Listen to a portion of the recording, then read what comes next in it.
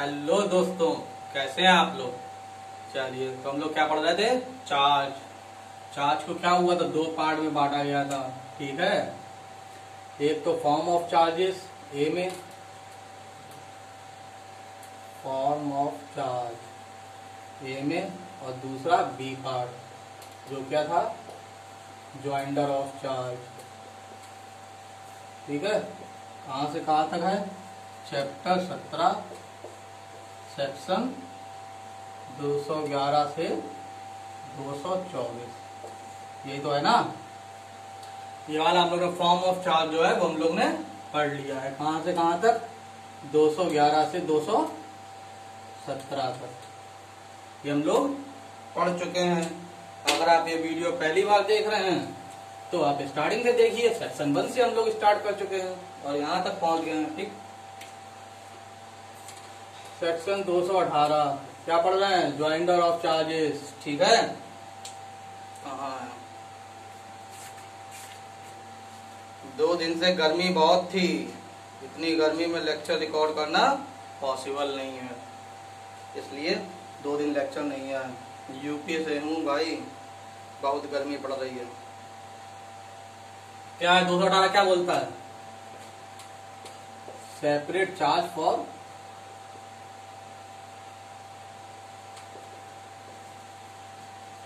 Distinct offence.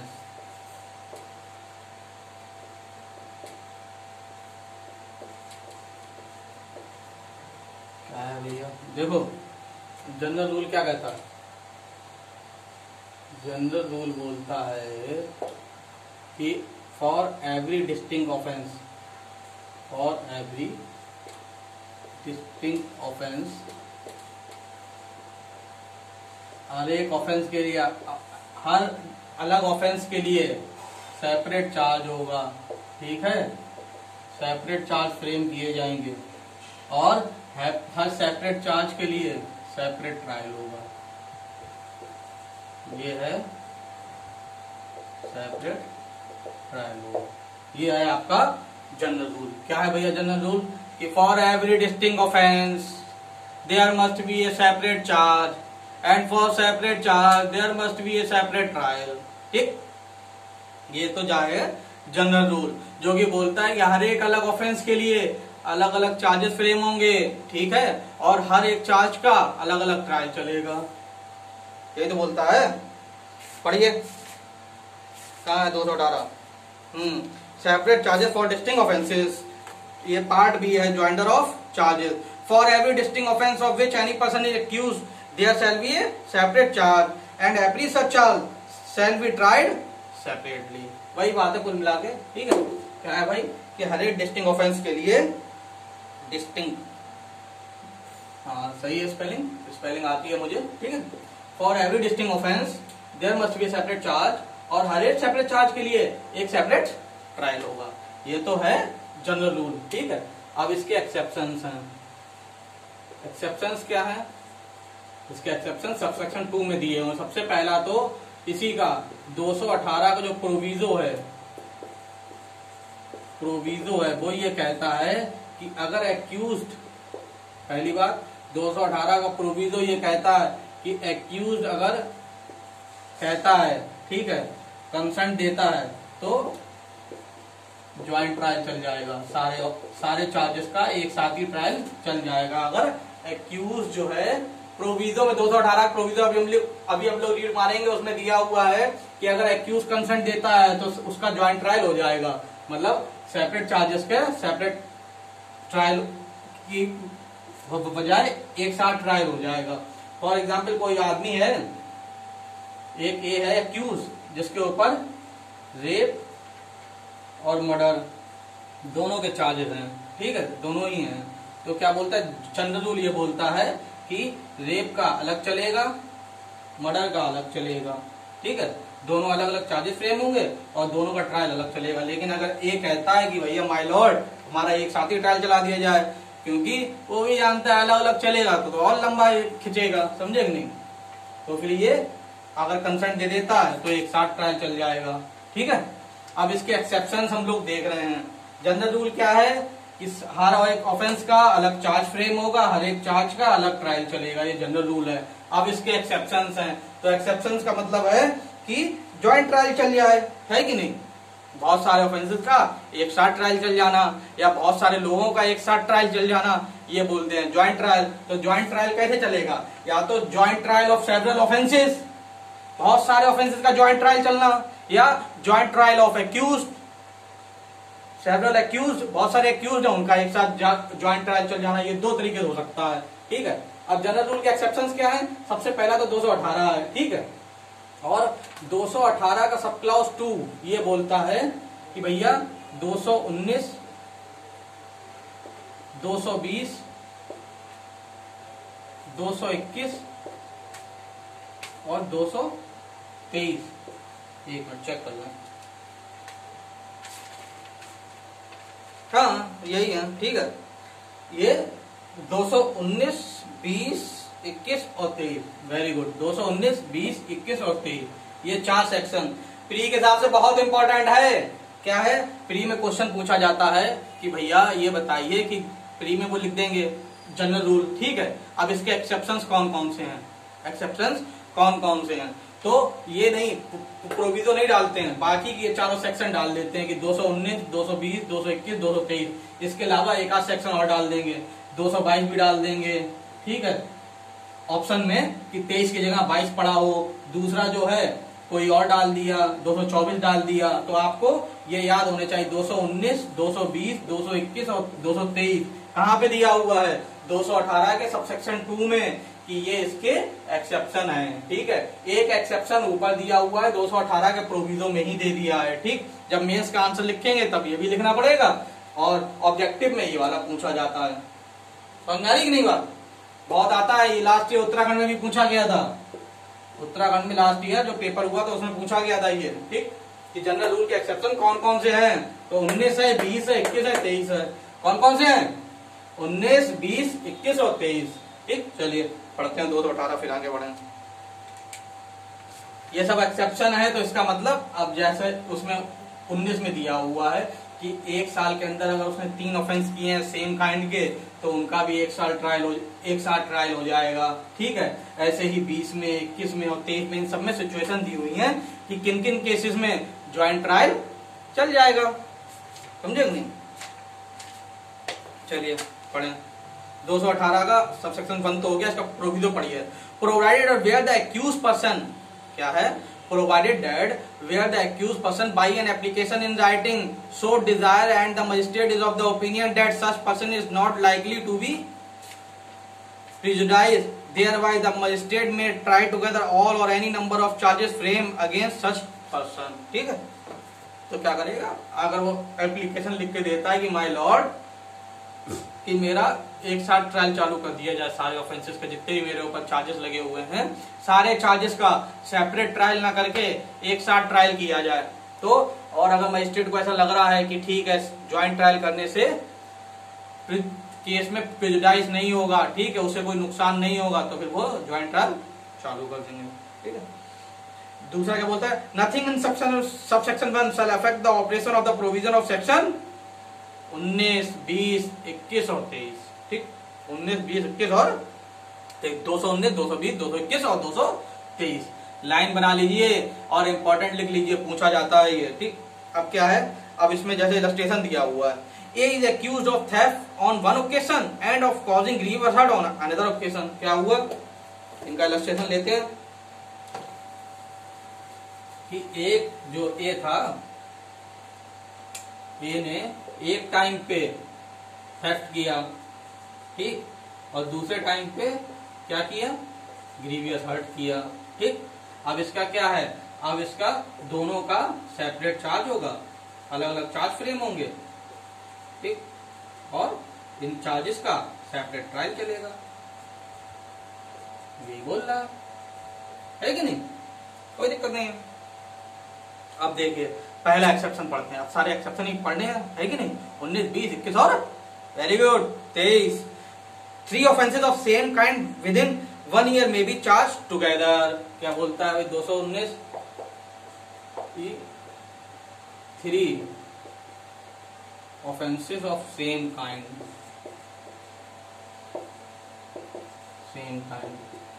अगर किसी आदमी ने एक ही काइंड के 3 ऑफेंस किए हैं, ठीक है, एक ही काइंड के 3 ऑफेंस किए हैं, कब? With in 1 year, with in 12 month, 12 महीने के अंदर, ठीक है, तो इनका भी एक साथ ज्वाइंट ट्रायल चल जाएगा। क्या चल जाएगा? Joint trial. जैसे कि अरे मान लीजिए एक आदमी है, ए है, उसने एक डेट में जनवरी में एक बाइक चोरी की, ठीक है, क्या है? थेफ्ट किया। क्या किया? बाइक चोरी की, ठीक है। फिर उसने मान लो मार्च में एक बाइक चोरी की, फिर से, ठीक, हैबिचुअल ऑफेंडर था, बाइक चोरी करता था, उसने जनवरी में बाइक चोरी की, दूसरी मार्च में ये चोरी की बी की, ये चोरी की सी की, और एक कभी और मई में चोरी की उसने, फिर से बाइक चोरी की एक अगले महीने, किसकी? डी की, ठीक। एक ही आदमी ने 3 अलग अलग आदमी की बाइकें चोरी की। ऐसे होते हैं ना चोर, जब वो तीसरी बाइक चोरी कर रहा था या चोरी कर ली थी, तीसरी बाइक पकड़ी गई, तब पता चला कि उसने इसके यहाँ से 2 बाइकें और मिली, बी और सी की, तो ए का जो है एक साथ ट्रायल चल जाएगा इन तीनों का, ठीक है। इन तीनों ऑफेंसेस को लेके ए का एक साथ ट्रायल चल जाएगा। क्यों? क्योंकि 219 में फॉलो हो रहा है, 3 ऑफेंसेस किए हैं, सेम काइंड के किए हैं और 12 महीने के अंदर किए हैं, ठीक। अब इसमें विक्टिम पार्टी का होना, ठीक है, जरूरी नहीं कि सेम हो, ये अलग अलग है ना, तो ठीक है, कोई दिक्कत नहीं, अलग अलग रहने दो, ट्रायल एक साथ चल जाएगा, 219 में फॉलो हो जाएगा। पढ़िए, When a person is accused of more offenses than one of the same kind, same kind के होने चाहिए। सेम काइंड का मतलब वो इसके सबसेक्शन 2 में दिया हुआ है कि सेम काइंड का क्या है, ठीक है, वो हम लोग पढ़ेंगे कैसे सेम काइंड का माने जाएंगे। Committed within the space of 12 month, line कर लीजिएगा, 12 महीने के अंदर, from the first to the last of such offences, whether in respect of the same person or not. क्या है? Whether in respect of the same person, चाहे एक ही आदमी किया हो चाहे अलग अलग, उससे कोई दिक्कत नहीं है। He may be charged with and tried at one trial for any number of them not exceeding 3, ठीक है। अब वो है ये इसका चार्ज और ट्रायल एक साथ ही हो जाएगा इन सारे ऑफेंसेस का, बस 3 से ज्यादा ना हो, मैक्सिमम 3, ठीक है, मैक्सिमम 3। चलिए, समझ में आ रहा है? अरे है क्या, समझने के लिए आसानी तो है। अब देखिए, इसका सबसेक्शन 2 बोलता है कि सेम काइंड के ऑफेंसेस कौन से माने जाएंगे, सेम काइंड के ऑफेंसेस कौन से माने जाएंगे, ये भी प्री में पूछा जाता है। ये हिमाचल प्रदेश वाले, उत्तराखंड वाले, बिहार वाले, ये लोग बहुत पूछते हैं ये कि ऑफेंस ऑफ सेम काइंड कौन सा माना जाएगा। अब उसके नीचे 4 ऑप्शन दिए होंगे, आपको कौन सा पकड़ना है? ये वाला। Offence are of the same kind when they are punishable with the same amount of punishment. क्या है? When they are punishable with the same amount of punishment under the same section of the IPC or any special or local laws। क्या भैया, same kind के कौन से माने जाएंगे? Same amount, जिसके सेम काइंड के ऑफेंसेस कौन से माने जाएंगे? Offences punishable under offence punishable with the same amount of punishment, ठीक है, वो ऑफेंसेस जिसकी punishment same amount of punishment हो, under the same section of the IPC और एनी स्पेशल और लोकल लॉज, ठीक है। लाइन कर लीजिए और ये ध्यान रखिएगा, प्री में पूछा जाता है। प्रोवाइडेड दैट, अब एक प्रोविजो भी दिया है और क्लियर करने के लिए, ठीक है, इसका प्रोविजो जो है और क्लियर करता है। वो क्या बोलता है? provided that for the purpose of this section an offence punishable under section 379 of the IPC shall be deemed to be an offence of the same kind as a punishable under section 380 of the said code, and that an offence punishable under any section of the said code or of any special or local law shall be deemed to be offence of the same kind as an attempt to commit such offence or when such an attempt is an offence, ठीक है। अब क्या है उसका, ये बोल रहा है कि देखो भैया, अब कुछ बातों पे ध्यान देना है कि same amount of punishment, same amount of punishment, same kind में क्या कहा जाएगा? सेम काइंड में उसका वो अटेम्प्ट भी जोड़ देंगे, ठीक है। मान लो कि इसने पहले वाले में थेफ्ट किया, दूसरे में थेफ्ट किया, तीसरे में अटेम्प्ट ही कर पाया था, चोरी कर नहीं पाया लेकिन अटेम्प्ट किया जब तक वो पकड़ा गया, ठीक है, तो अभी भी ये सेम काइंड के हो जाएंगे। 2 में तो कर लिया, तीसरे में अटेम्प्ट किया, ये सेम काइंड हो जाएंगे, ठीक है। चलिए, समझ आ रहा है? अरे यार एक दो बार पढ़ेंगे समझ में आ जाएगा, ठीक है। ऐसा कोई टेक्निकलिटी इसमें नहीं है, इलस्ट्रेशन के साथ समझाया गया है, ठीक है। इन्होंने बहुत कोशिश की समझाने की, थोड़ा ये टफ है, इसमें कोई डाउट नहीं है, लेकिन आपको जितना इसमें से चाहिए वो आप ग्रैब कर लीजिए। आपको क्या चाहिए कि भैया प्री के क्वेश्चन क्या पूछे जाते हैं, ठीक है। मेंस के हिसाब से कॉन्सेप्ट क्लियर होना चाहिए कि हमें क्या लिखना है कि नहीं, बस। Trial for more than one offences 220 क्या बोलता है कि भैया किन किन केसेस में कि मोर देन वन ऑफेंसेस का भी ट्रायल हो सकता है।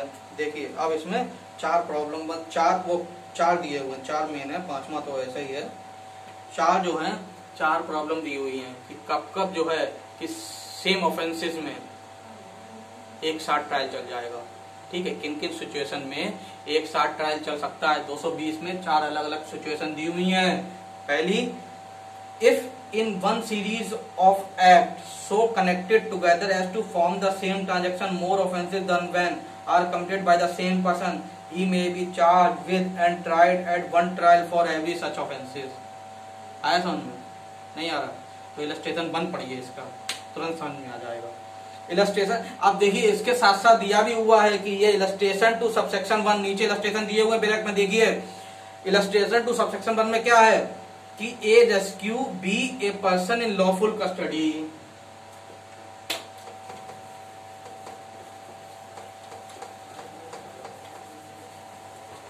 यार ज्यादा डीप समझाने के चक्कर में लेक्चर बहुत लंबा हो जाता है, अपलोड होने में दिक्कत होती है, समझे कि नहीं। क्या हुआ, एक आदमी जो था मिस्टर ए, ये लॉफुल कस्टडी में था पुलिस की, ठीक है। एक कांस्टेबल की लॉफुल कस्टडी में था, कांस्टेबल था बी, ठीक। आप जो थे अपने शहर के मठायत हैं सी, समझे कि नहीं।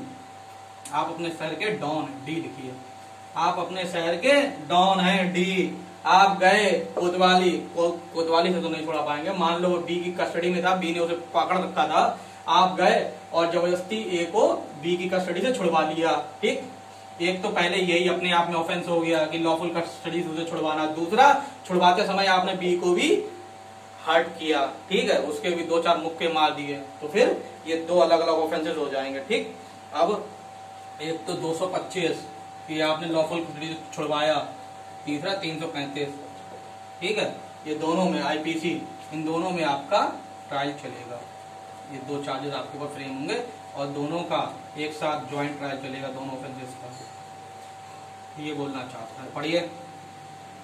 ए rescue B a person in lawful custody and doing so in so doing causes grievous hurt to C, a constable in whose custody B was. A may be charged with and convicted of offences under section 225, 333 of IPC। आई बात समझ में? इतना तो आसान है। Illustration सारे पढ़िएगा 2-2, 3-3 बार, ठीक है। इलस्ट्रेशन से प्रॉब्लम बन के आती है, प्रॉब्लम क्या सीधा इलस्ट्रेशन लिख के आ जाएगा, बस आप पहचान पाए उसे, है कि नहीं। इलस्ट्रेशन पढ़ लीजिएगा सारे ही, चार्जेस में जितने भी इलस्ट्रेशन है उनको 2-2, 3-3 बार पढ़ लीजिएगा। एक बार 2-2, 3-3 बार पढ़ लेंगे फिर वो दिमाग में बैठ जाएगा, तो अगर इलस्ट्रेशन से आएगा तो आपको कोई दिक्कत नहीं आएगी। अरे मैं भी तो आपके सामने रीड ही मारूंगा, कुछ नया थोड़ी बताऊंगा उसमें। इलस्ट्रेशन तो साफ साफ प्रॉब्लम भी है, उसका सॉल्यूशन भी है, दोनों ही बातें दी हुई हैं, है कि नहीं। दोनों आराम से पढ़ लो, क्यों मुझसे रीड मरवाओगे भाई। दूसरा पढ़िए सबसेक्शन 2, 220 का subsection 2, when a person charge with 1 or more offences of criminal breach of trust. अब ये क्या है, ये पढ़ा गया, ये उसका 212 का सबसेक्शन, 219 का सबसेक्शन 1 और 212 का सबसेक्शन 2। 212 सबसेक्शन 2 में क्या था बताइए, CBD, criminal breach of trust और मिस एप्रोप्रिएशन ऑफ प्रॉपर्टी, इससे केसेस हो, या मिस एप्रोप्रिएशन ऑफ प्रॉपर्टी, चाहे मूवेबल हो चाहे मूवेबल हो, ठीक। इन दोनों केसेस की बात करता था 212 का सबसेक्शन 2। चलिए अब देखते हैं इसमें क्या दिया हुआ है।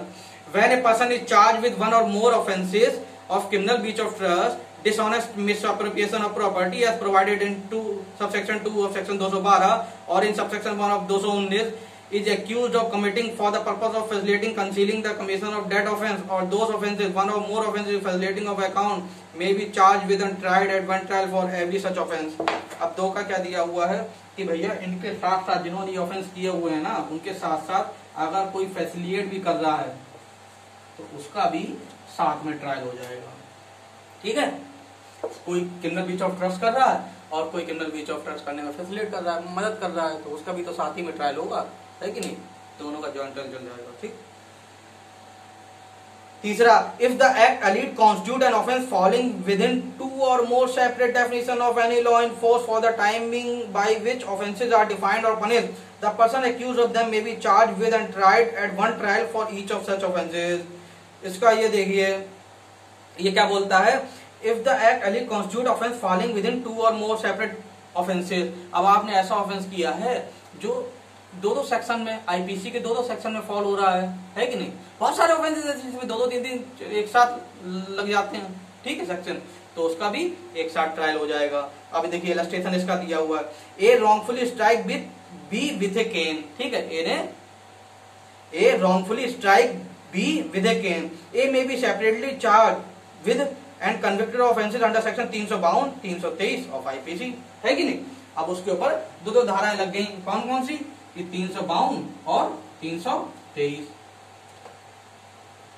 ठीक, प्रीवियस एक्ट, और ये कौन सा है? 352, 352, 352, 352।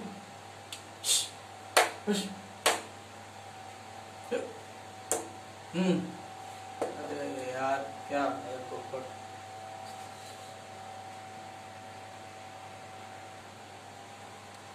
चलिए, तो क्या था, अब इसमें मान लो जो इलस्ट्रेशन मतलब 220 का सेक्शन 3 है, वो क्या बोलता है कि अगर कोई भी एक ऑफेंस ऐसा है जो कोई भी ऐसा एक्ट है जो दो ऑफेंसेस में फॉल हो रहा है आईपीसी के, तो उसमें जो है उसका क्या हो जाएगा, हाँ, सेपरेट चार्ज होंगे लेकिन ट्रायल सेम हो जाएगा। ठीक है, इसका इलस्ट्रेशन दिया हुआ है कि भाई आप मान लो उसने बी को मारा तो 352 में भी आ गया, 323 में भी आ गया। ठीक है, 323 में क्या है, ग्रीवियस हर्ट नहीं, हर्ट है। ठीक है, वॉलंटरी कॉजिंग हर्ट, और 352 में क्या है, ये आईपीसी के हैं, 352 में कुछ असॉल्ट है। ठीक है, देख लीजिएगा, चेक कर लीजिएगा। ठीक, तो ये दोनों ही उसके सेपरेट चार्जेस दोनों के बन जाएंगे, लेकिन ट्रायल जो है एक साथ चल जाएगा दोनों ऑफेंसेस का। चौथा क्या कहता है, if several act of which one or more than one would by itself or themselves constitute an offence constitute when combined in different offences, the person accused of them may be charged and tried at one trial for the offences constituted by such a combined and for any offence constituted by anyone more than such offences। अब क्या बोलता है इसमें कि मान लो कि ऐसे act अलग अलग ऑफेंसेस, दो अलग अलग एक्ट बनके अगर जब वो मिलते हैं आपस में कंबाइंड किए जाते हैं तो वो अलग ऑफेंस बन के तैयार हो रहे हैं, तो उनका भी ज्वाइंट ट्रायल हो जाएगा। चलिए इसका इलस्ट्रेशन देखते हैं। 4, A commit robbery on B and doing so voluntarily causes hurt to him। ठीक, अब क्या है, उसने रॉबरी की, रॉबरी अपने आप में एक पनिशमेंट है, उसके बाद रॉबरी के साथ साथ हर्ट भी किया, प्लस हर्ट, ये अपने आप में एक अलग ऑफेंस हो गया, है कि नहीं? पढ़िए, A commit robbery on B and doing so voluntarily causes hurt to him, A may be separately charged with and convicted of the offences under section 323, 392 और 394, और साथ में हर्ट भी लग गया, 323,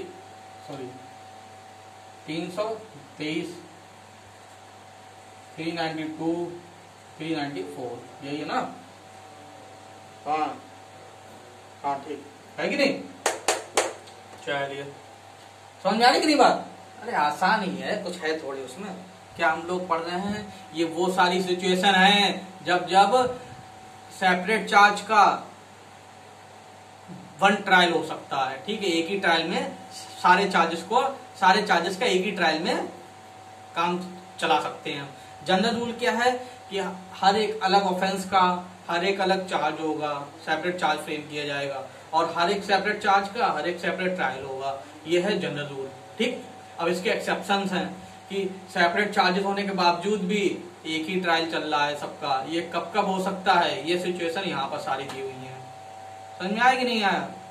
कि 219, ठीक है, 19 का मतलब 3, ठीक है, एक साल में 3 ऑफेंसेस, 219 में ये दिया हुआ है। ठीक है, 220 में क्या है, 220 में सिचुएशंस दी, 220 में, हाँ 220 ही तो हम लोग पढ़ रहे हैं कि सेम ट्रांजैक्शन वाले में दिया हुआ है कि सेम काइंड के जो होंगे उनमें क्या क्या हो सकता है।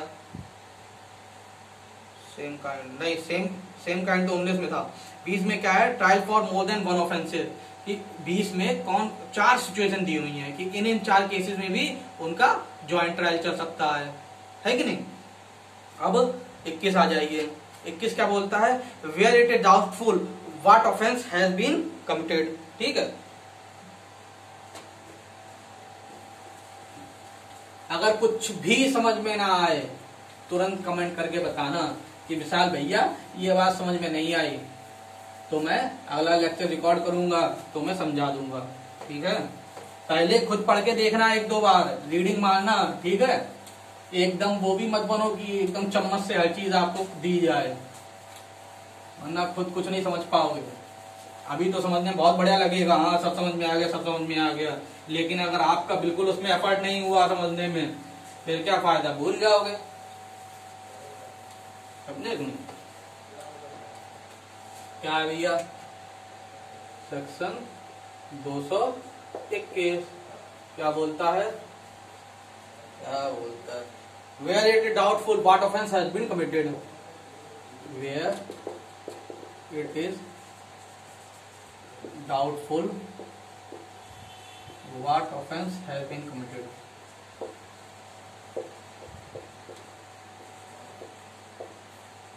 देखो इसको एक चीज और बोलते हैं, joint trial of several offences. इस बहुत ज्यादा प्री में पूछा जाता है, दूसरा मार करता प्री में पूछा जाता है कि ज्वाइंट ट्रायल ऑफ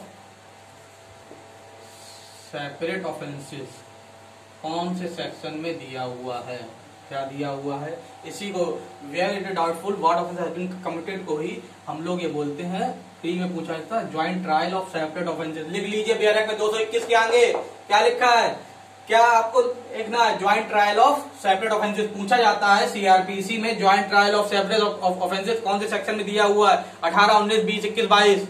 आपको 21 टिक मार के आना है। ठीक है, क्या टिक मार के आना है, 221 joint trial of separate offences. अब क्या है इसको समझते हैं। फॉर एग्जाम्पल एक आदमी ने क्या किया है, एक आदमी है ए, ठीक है, उसके पास प्रॉपर्टी कोई मिली जो पता चला कि वो चोर मतलब इसकी नहीं है। एक आदमी के पास कोई प्रॉपर्टी मिली, अब इसने क्या क्या हो सकता है, या तो इसने इस प्रॉपर्टी को चोरी की है, थेफ्ट किया है, ठीक है, या क्रिमिनल ब्रीच ऑफ ट्रस्ट भी किया हो सकता है, सीबीटी, ठीक है, या stolen property, receiving stolen property हो सकता है, ठीक है, या misappropriation of dishonest misappropriation of property भी हो सकता है।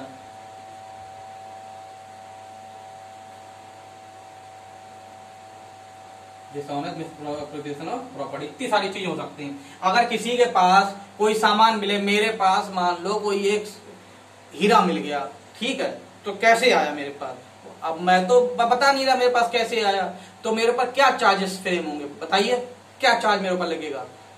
या तो मैंने चोरी किया होगा, या क्रिमिनल ब्रीच ऑफ ट्रस्ट किया होगा, या डिसऑनेस्ट मिसएप्रोप्रिएशन ऑफ प्रॉपर्टी किया होगा, या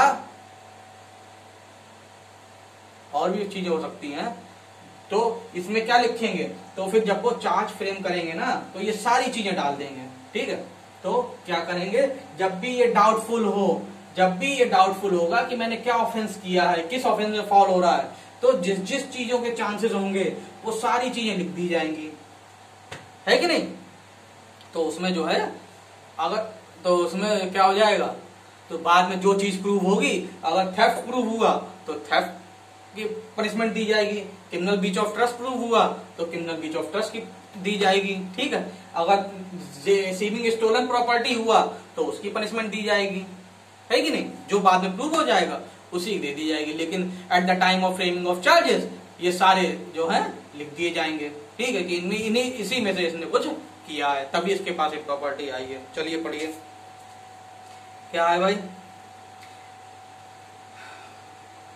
221। If a single act or series of acts is such a nature that it is doubtful which of several offences the fact which can be proved will constitute, the accused may be charged with having committed all or any of such offences, and any number of such charges may be tried at once, or he may be charged in alternative with the having committed some one of the said offences। समझ में आ रही कि नहीं बात, यही कहना चाह रहा है। अब इसका सबसेक्शन 2 पढ़िए। If in such a case the accused is charged with one offence and it appears in evidence that he committed a different offence for which he might have been charged under provision of subsection 1, he may be convicted of the offences which he is shown to have been committed although he was not charged with it। समझिए अब इसकी बात। अब मान लो इसका subsection 2 क्या कहता है, सबसेक्शन 1 ये कहता है कि अगर नहीं मालूम है कि कौन से इसने ऑफेंस किया है तो जो भी कुछ हो तो सारे लिख दो कि ए हो सकता है, बी हो सकता है, offence number A, offence B, offence C, offence D, ये सब लिख दो, है कि नहीं। जैसे theft, criminal breach of trust, stolen property, dishonour of property, ये सब लिख दो आप। बाद में एट द एंड जो चीज प्रूव हो जाएगी उसे पनिशमेंट दे दी जाएगी। ठीक है। अब 2 क्या बोलता है कि मान लो सिर्फ आपने थेफ्ट लिखा, ठीक है, मान लो सिर्फ आपने थेफ्ट लिखा, बाद में प्रूव हुआ थेफ्ट नहीं है, ये रिसीविंग स्टोलन प्रॉपर्टी है, रिसीविंग स्टोलन प्रॉपर्टी में फॉल हो रहा है। ठीक है, इसने चोरी तो नहीं की लेकिन इसने चोरी की प्रॉपर्टी अपने पास रखी। ठीक है, क्या हुआ, ए जब पकड़ा गया तो हमने सीधे थेफ्ट का उसके ऊपर केस लगाया, बाद में ट्रायल के बाद में पता चला कि उसने थेफ्ट तो नहीं किया है लेकिन रिसीविंग स्टोलन प्रॉपर्टी में हो रही है। तो चाहे ये चीज चार्ज के टाइम पे नहीं लिखा गया, ठीक है, at the time of framing of charges ये नहीं लिखा गया, लेकिन फिर भी इसके लिए इसे कन्विक्ट कर दिया जाएगा। ये कोई ज्यादा बड़ा इशू नहीं है कि उस समय at the time of framing of charges लिखा नहीं गया था, लिखा ही तो नहीं लेकिन लिख तो सकते थे। ये इंपॉर्टेंट है कि उस समय वो लिख सकते थे लेकिन लिखा नहीं, समझे कि नहीं। उन्होंने सिर्फ थेफ्ट डाला, सिर्फ थेफ्ट डाला, डाल तो ये भी सकते, जैसे हमने यहाँ पर बात की इतने सारे ऑफेंस डाल सकते हैं। अगर किसी के पास कोई अननोन प्रॉपर्टी पाई गई तो इतने सारे चार्जेस उसके ऊपर लग सकते हैं, इसमें जो प्रूव हो जाएगा उसकी पनिशमेंट दे दी जाएगी। अब हमने सिर्फ थेफ्ट लिखा था, बाकी कोई चीज नहीं लिखी, तो बाद में पता चला इसने रिसीविंग स्टोलन प्रॉपर्टी किया है, ठीक, इसमें फॉल हो रहा है, तो इसके लिए उसे कन्विक्ट कर दो, कोई बात नहीं, जब चार्जेस के टाइम पे हम नहीं लिख पाए, है कि नहीं। पढ़िए इसका इलस्ट्रेशन देखिए, उससे समझ में आ जाएगा। हाल तुम इतनी देर से चिल्ला रहा हूं। इलस्ट्रेशन पढ़िए। A is accused of an act which may be amount to theft or receiving stolen property or criminal breach of trust or cheating। ठीक है, 4 चीजें हैं, ठीक। He may be charged with theft, receiving stolen property, CBD और cheating, और he may be charged with having committed theft, receiving stolen property और criminal breach of trust और cheating। समझे बात कि नहीं। अब इसका दूसरा पढ़िए। In the case mentioned is only charged with theft। अब उन्होंने क्या किया, सिर्फ थेफ्ट के ऊपर उसके ऊपर चार्ज किया। It appears that he committed the offense of criminal breach of trust। बाद में पता चला उसने CBD किया है, और that of receiving stolen goods या receiving stolen goods किया है। He may be convicted of criminal breach of trust or of receiving stolen goods as the case may be, though he was not charged with such offences। समझ में आया कि नहीं आया। चाहे उसे उस समय चार्ज ना किया गया हो फिर भी उसे कन्विक्ट किया जा सकता है। सिंपल सी बात है दोस्त, समझ में नहीं आ रही तो दिक्कत है फिर कुछ। 222 और इसका ध्यान रखिएगा कि पूछा जाता है joint trial of several offences. क्या पूछा जाता है बताइए, joint trial of several offences CrPC में कौन से सेक्शन में दिया हुआ है। टिक मारना है 221, ठीक। 222 पढ़िए। When offenses proof includes in offenses charge। क्या बोलता भैया 222। When offenses proof included in offenses charge। इसका सबसेक्शन 1 पढ़ते हैं। When a person is charged with an offense consisting of several particular, a combination of some only of which constitute a complete minor offense, and such combination is proved but the remaining particular are not proved, he may be convicted of the minor offense though he was not charged with it.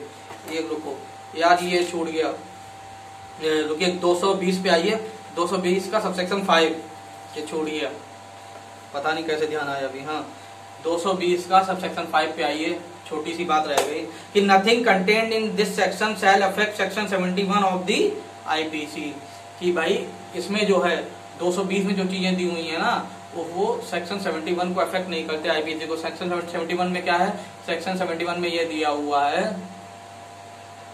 क्या दिया हुआ है, हाँ section 71 में दिया हुआ है कि जो वो होगा, क्या होगा, सेक्शन 71, हाँ कि जो वो ऑफेंसेस जो होंगे, वो लाइन नहीं ध्यान आ रही यार, देख लीजिएगा सेक्शन 71 में ये दिया हुआ है, हेडिंग नहीं ध्यान आ रही मुझे, कि अगर उसका, हाँ उसका एक बहुत अच्छा इलस्ट्रेशन है कि अगर आदमी स्टिक से, अगर मान लो कि आपको मारने का, आपको एक थप्पड़ मारने का मेरे ऊपर हर्ट का केस बनता है, जिसकी पनिशमेंट मान लो कि 3 महीने है, ठीक है, ठीक, तो अगर मैं आपको 2 थप्पड़ मारूंगा तो क्या ये 2 केस हो जाएंगे, 3 6 महीने हो जाएंगे। मान लो मैं आपको 10, मान लो मैंने आपको एक लाठी मारी, ये हर्ट में आता है, इसकी पनिशमेंट 3 महीने है मान लो, ठीक है। अब मैंने आपको 10 लाठी मारी तो क्या ये 3 महीने मल्टीप्लाई बाई 10 हो जाएगा? ऐसा कुछ नहीं होगा, ये बोलता है सेक्शन 71, ठीक है, कि ऐसे नहीं होगा कि आदमी को वही ऑफेंस अगर वो 2 बार कर रहा है, 3 बार कर रहा है, सेम काइंड में, मान लो थप्पड़ ही मार रहा है, वो सब अलग ऑफेंसेस हो जाएंगे, ठीक, तो उसमें जो है ऐसे ऐड नहीं होगा। यही बोलता है कि ये चीज इसमें 220 को अफेक्ट नहीं करती, ठीक है। कुछ है नहीं, फालतू में वापस लेके आया आपको, पता नहीं कैसे याद आ गया एकदम। चलिए 222 पढ़िए। When offence may be proved included in offence charge.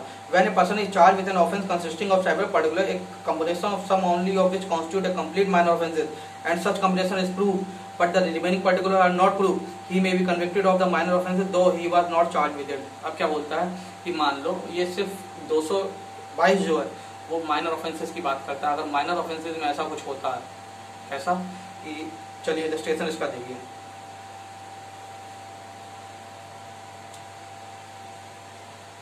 देखिए ये माइनर ऑफेंसेस पे ही अप्लाई होगा, इसका इलस्ट्रेशन देखिए 222 का, अपने आप समझ में आ जाएगा। सेक्शन 222 ये ना, क्या है कि मान लो कि आपने इसी का इलस्ट्रेशन उठाते हैं, अपनी ओर से नहीं बनाएंगे, गलत कुछ हो जाए। हाँ, इलस्ट्रेशन इसका आप बी देखिए, बी ज्यादा आसान है। A is charge under section 325 of IPC with causing grievous hurt, ठीक है। अब ए के ऊपर चार्जेस लगे थे 325, क्या है, ग्रीवियस हर्ट, ठीक।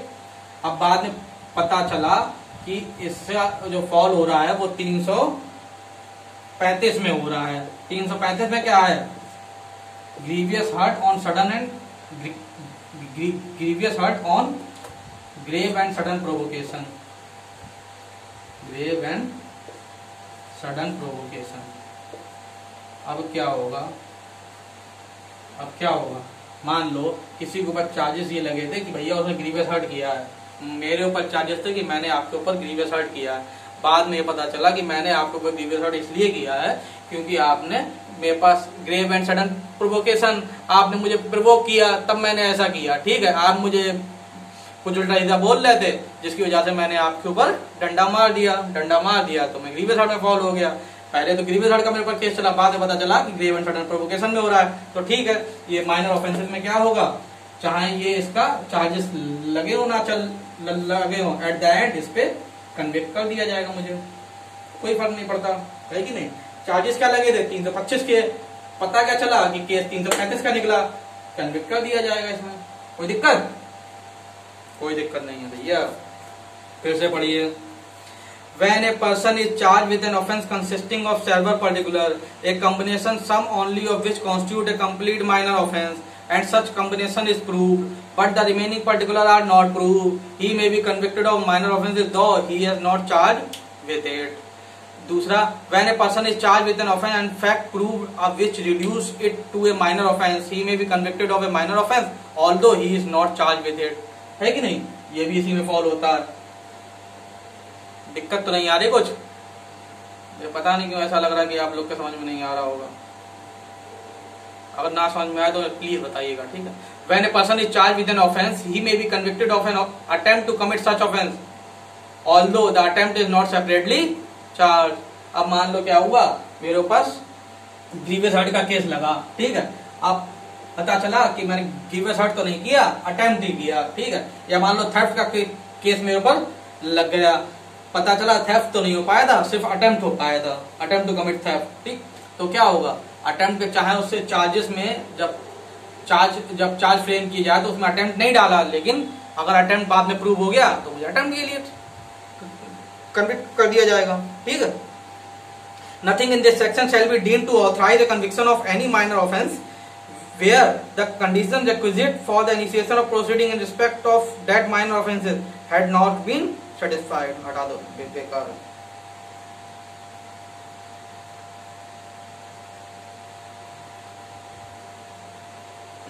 इसमें ये बोल रहा है कि देखो, आपको उस चीज के लिए कन्विक्ट नहीं किया जाएगा, कोई माइनर ऑफेंस हो, जबकि उसकी जो कंडीशन रिक्विजिट है, कहने का मतलब है उस ऑफेंस को प्रूफ करने के लिए आपको जो बेसिक चीजें हैं वही प्रूफ नहीं हो पाई कोर्ट में, ठीक है. इसका मतलब तो मेरे को प्रूव ही नहीं हो पाया.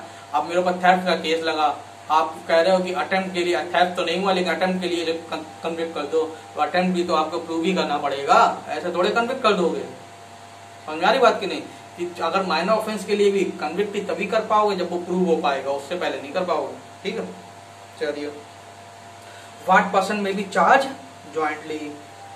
1 मिनट पानी पी लें यार.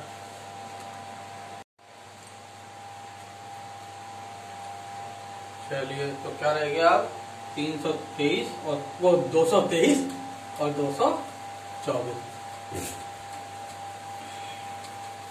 देखिए, मैंने बताया था कि joint trial of several offences कौन से सेक्शन में है, 221, ठीक है. क्या है, joint trial of several offences कौन से सेक्शन में है, 221. Joint trial of several person, उसमें क्या था, joint trial of several offences. अब मैं बोल रहा हूं joint trial of several person, किसमें है, 223 में, सेक्शन 223. क्या बोलता भैया, व्हाट पर्सन में B charge jointly, what person में बी चार्ज ज्वाइंटली. क्या है इसका मतलब, joint trial of several person. Several person का ज्वाइंट ट्रायल कैसे हो सकता है, ठीक है, किस किस केसेस में हो सकता है. तो इसमें सिचुएशन दी हुई है, कितनी है, 7 है, ठीक है. 7 सिचुएशन दी हुई है. कौन कौन सी, चलिए पढ़िए. इन 7 केसेस में, ठीक है, सेवरल पर्सन का, अब मान लो मैंने, ठीक है, आपने और एक आध लोगों ने और मिलके, ठीक है, क्या किया, थेफ्ट किया, ठीक है, चोरी की. तो क्या होगा, हमने आप सब ने मिलके क्या किया, थेफ्ट किया. तो उसमें क्या होगा, अब हम सबका, वैसे तो इंडिपेंडेंट ट्रायल भी हो सकता है सबका अलग अलग, ठीक है, लेकिन इसमें 223 के हिसाब से हम सबका एक साथ ट्रायल हो जाएगा. कैसे होगा, the following person may be charge and tried together, namely, कौन कौन से, person accused of same offence committed in the course of same transaction. कोई दिक्कत. B, person accused of offences and person accused of abetment or attempt to commit such offences. ठीक, अब क्या है, अब जिसने पर्सन एक्यूज्ड ऑफ ऑफेंसेस, जिसने offence किया, और जिसने अटेम्प्ट या अबेटमेंट किया, ठीक है, हमने आपको मोटिवेट किया, अबेट किया कि जाओ चोरी कर लाओ, आपने चोरी की है तो हमारा और आपका एक साथ ट्रायल हो जाएगा. इतना बेसिक है यार ये तो. C, person accused of more than one offences of the same kind within the meaning of 219 committed by them jointly within the period of 12 months. ठीक, अब उसी ने बाइक चोरी वाले केस में मान लो 1-2 बाइक हमने भी साथ में मिलकर चोरी की उसके, ठीक है, आपने भी एक आध चोरी की, तो क्या होगा, बाद में पकड़े गए तो सबका एक साथ ट्रायल चालू कर दिया जाएगा। Person accused of different offence committed in the course of same transaction. अब डिफरेंट ऑफेंस किया है लेकिन क्या है, सेम ट्रांजेक्शन में किया है, डिफरेंस ऑफेंस सेम ट्रांजेक्शन में। अब मैंने कुछ और ला के दिया, ठीक है, हमने कुछ और तैयारी करके दिया, आपने कुछ और किया और एक कंप्लीट एक्ट कर दिया, ठीक, सेम ट्रांजेक्शन में डिफरेंट ऑफेंसेस हम सबने किया। Person accused of offences which include theft, extortion, cheating, criminal misappropriation, person accused of receiving, retaining or assisting in the disposal, concealment of property, possession of, ठीक है, पढ़ लीजिएगा, कुछ नहीं उसमें कि भाई एक ने थेफ्ट किया, आपने थेफ्ट किया, लाके प्रॉपर्टी हमें दी, हमने रखी, तो हमने फिर जाके कहीं और बेची, जिसने खरीदी वो भी रिसीविंग स्टोलन प्रॉपर्टी में आ गया। तो सबके अलग अलग ऑफेंसेस में फॉल हो रहा है कि नहीं हो रहा है, कि नहीं, तो सबका एक साथ ज्वाइंट ट्रायल हो जाएगा। Person accused of offences under section 411, 414 of IPC or other of दो section respect of stolen property the position of which has been transferred by one offences, ठीक है, ये स्टोलन, ये सब 411, 414 का एक बात करते हैं भाई साहब, stolen property, receiving stolen property. Person accused of any offence chapter 12 of the IPC, chapter 12 क्या बोलता है, काउंटरफीटिंग कॉइन, ठीक है, दिया तो है इसमें, relating to counterfeit coin and person accused of any offence under this chapter, ठीक है। अब क्या है, ये सारे जो दिए वो 7 प्रॉब्लम दिए, 7 केसेस में एक साथ अलग अलग लोगों का एक साथ ट्रायल हो सकता है, ठीक। आखिरी वाला क्या था कि चैप्टर 12 ऑफ आईपीसी, चैप्टर 12 में क्या है, रिसीविंग स्टोलन प्रॉपर्टी कहां से कहां तक, 235 से 263, पता नहीं, 230 से 263 होगा, ठीक है, चेक कर लीजिएगा। चैप्टर 12 में क्या है, अरे भैया वो काउंटरफीटिंग कॉइन, ठीक है, 230 में क्या दिया हुआ है, 230 IPC coin, 231 counterfeiting coin, 232 counterfeiting Indian coin, 233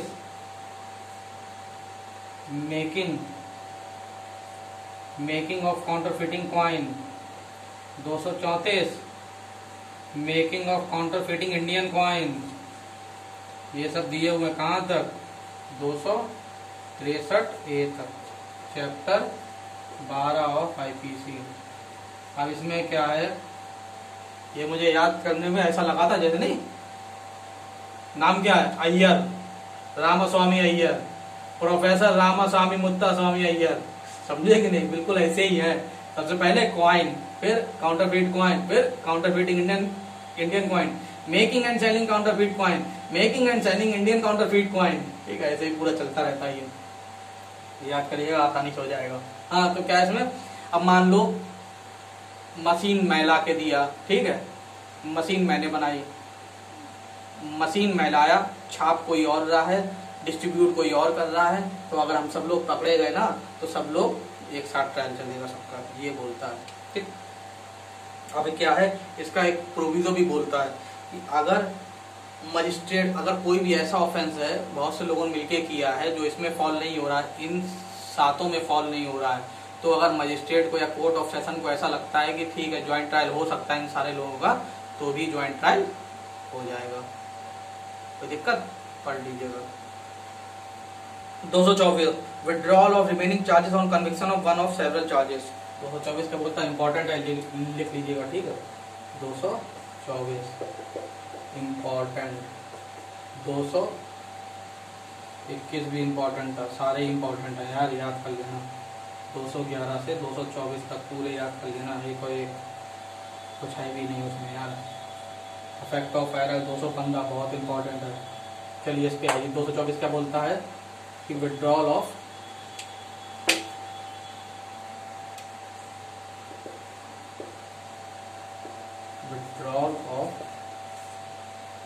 remaining charges, अरे यार इंक लेके आनी है, भूल जाता हूँ,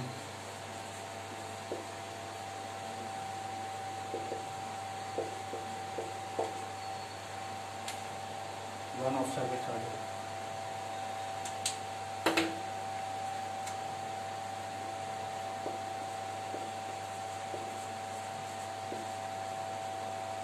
क्या भैया देखिए, किसी ने वो देखा है क्रिमिनल जस्टिस? क्रिमिनल जस्टिस अगर किसी ने देखा हो तो उसमें क्या होता है, उसके ऊपर 2 चार्जेस लगते हैं। बार बार यही बस एग्जाम्पल देने लगता हूँ। अरे क्रिमिनल जस्टिस बहुत बढ़िया है यार, देखना ना देखा हो, ठीक है। क्रिमिनल जस्टिस में क्या हुआ था, उसके ऊपर 2 चार्जेस लगते हैं। एक ड्राइवर होता है, वो कैब ड्राइवर होता है, वो एक लड़की घर जाता है, तो वहां पर जाके वही पूरा स्टोरी है। तो उस पे उसके साथ जो है रेप प्लस मर्डर के चार्जेस लगते हैं। तो at the end of the trial, ठीक है, मर्डर प्रूव हो जाता है लेकिन रेप प्रूव नहीं हो पाता है, क्योंकि अब वो कंसेंसुअल सेक्स था कि रेप था ये प्रूव नहीं हो पाता है। तो रेप प्रूव नहीं हो पाता लेकिन मर्डर प्रूव हो जाता है। तो एडवोकेट जो होता है वो क्या करता है, वो ये करता है कि रेप के चार्जेस को वापस ले लेता है, ठीक है, क्योंकि वो जानता है, मान लो इन दोनों ऑफेंसेस का एक साथ ट्रायल चल रहा था, ठीक है। अब मान लो मर्डर प्रूव हो गया तो इसकी पनिशमेंट क्या होगी, लाइफ इम्प्रिजमेंट कम से कम, ठीक है। अब रेप प्रूव हो जाता तो भी क्या होती, तो भी लाइफ इम्प्रिजमेंट, या मान लो डेथ भी वो भी हो जाती, फांसी की भी हो जाती, डेथ भी हो जाती, लेकिन most of the time life imprisonment ही होती। तो अगर एडवोकेट जान गया था कि भाई अगर मर्डर भी प्रूव हो गया है तो भैया हम रेप चार्जेस अब प्रूफ करने के चक्कर में इसका ट्रायल और आगे बढ़ाएं, अब हम रेप भी प्रूफ करें, और प्रूफ किया भी तो क्या होगा आगे जाके, मैक्सिमम केस में उसे लाइफ इम्प्रिजमेंट ही होगी। तो लाइफ इम्प्रिजमेंट तो ऐसे भी हो रही है, पूरी उम्र जेल में ही रहेगा।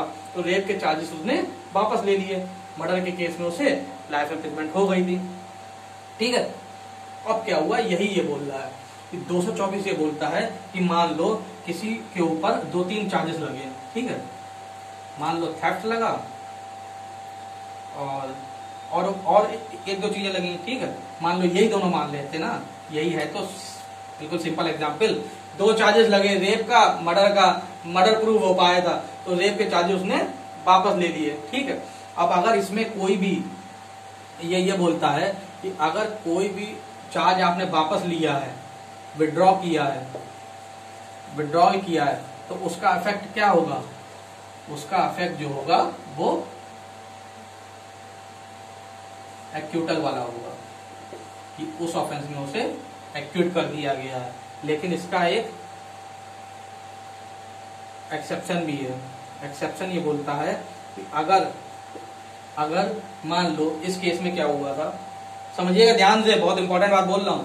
अब इसमें क्या हुआ था, अब मर्डर प्रूव हुआ, ठीक है, मर्डर प्रूव होने की वजह से एडवोकेट साहब ने क्या किया, रेप के चार्जेस विड्रॉल कर लिए, ठीक। अब इस विड्रॉल का मतलब क्या होगा, जनरल रूल ये है कि इस विड्रॉल का मतलब ये है कि रेप के केस में वो एक्यूट हो चुका है, वो छूट चुका है, ठीक है। इसके आपने अगर इस समय विड्रॉल किया तो इसका मतलब क्या होगा कि अब रेप के चार्जेस उसके ऊपर नहीं रहे।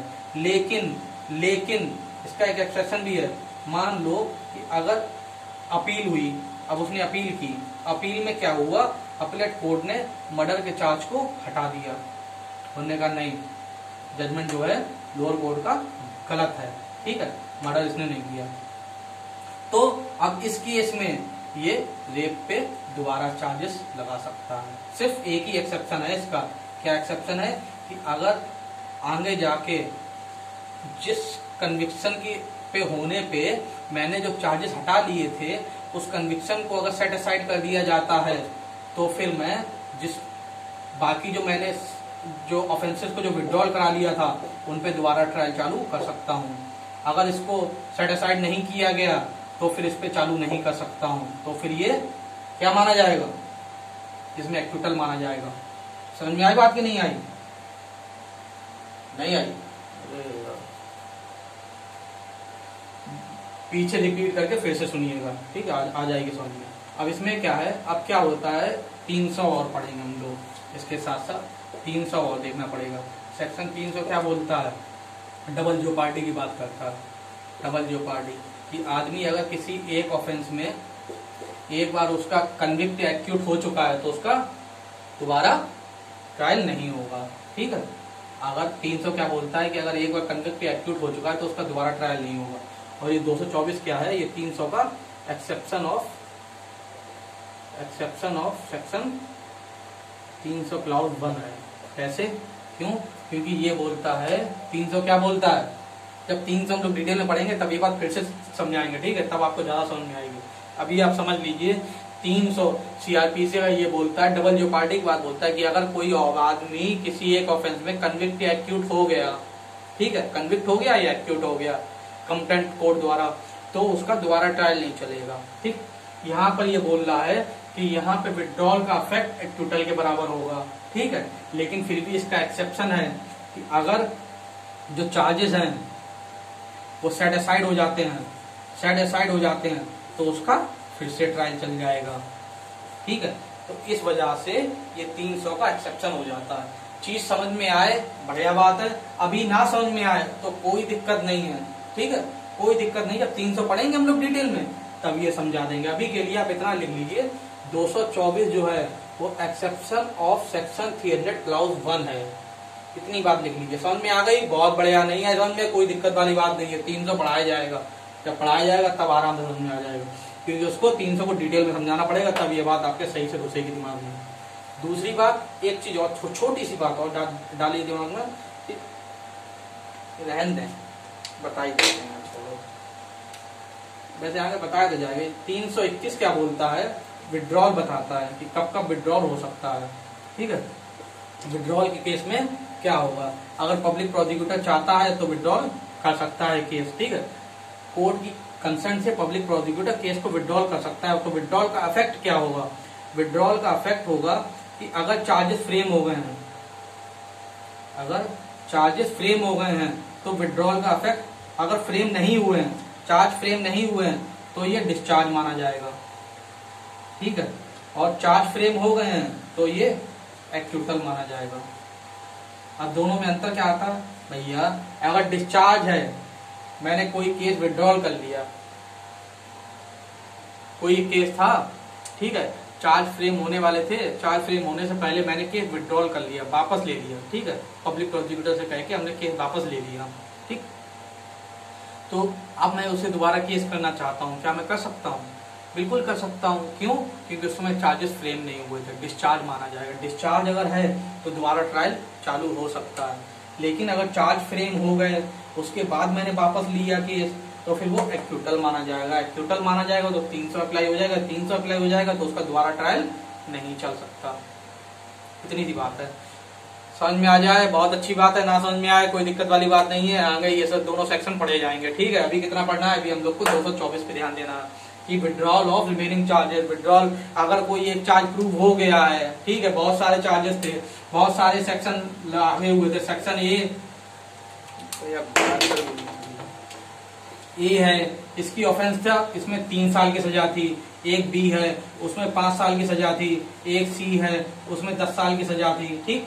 अब मान लो मैंने सी प्रूफ कर दिया, ठीक है, इसमें 10 साल की सजा है, ठीक। अब हम ए और बी के लिए क्यों फालतू में हम आगे ट्रायल बढ़ाएंगे, हम क्यों टेंशन लेंगे। मैं जानता हूं मैंने सी प्रूफ कर दिया, 10 साल सजा है, अगर इन दोनों भी हुई तो भी मैक्सिमम 10 ही रहेगी, कोई ये ऐड थोड़े हो जाएंगे, ठीक है। अगर ये दोनों ऑफेंस भी प्रूफ कर दिए तो इनकी सजा कोई ऐड थोड़े हो जाएगी, 10 ही साल रहेगी, तो मैं क्यों प्रूफ करूं। मैंने ये दोनों ए और बी दोनों विड्रॉल कर लिए, ये वाले चार्जेस कि माय लॉर्ड हम ये चार्जेस विड्रॉल करते हैं, हमने ये विड्रॉल कर लिए। इसके लिए सी के लिए उसे 10 साल सजा हो ही गई, बस, है कि नहीं। बढ़िया एकदम चल रहा है। बस इसमें एक बात है कि अगर अपीलेट कोर्ट इसको बोल देती कि नहीं ये सी के लिए लायबल नहीं है, तो हम कहेंगे कि माय लॉर्ड ए और बी इन पे ट्रायल फिर से चालू किया जाए, हो जाएगा, ठीक है। क्योंकि ये अपीलेट कोर्ट ने ये वाली पनिशमेंट हटा दी, तो ये 3 साल वाली 5 साल वाली इस पे हम दोबारा ट्रायल चलाएंगे, ठीक है। और अगर ये नहीं होता है, ये सेटिस्फाइड नहीं होता है, तो फिर आगे चल के हम कभी इन दोनों के ऊपर सजा नहीं चला सकते, ठीक है।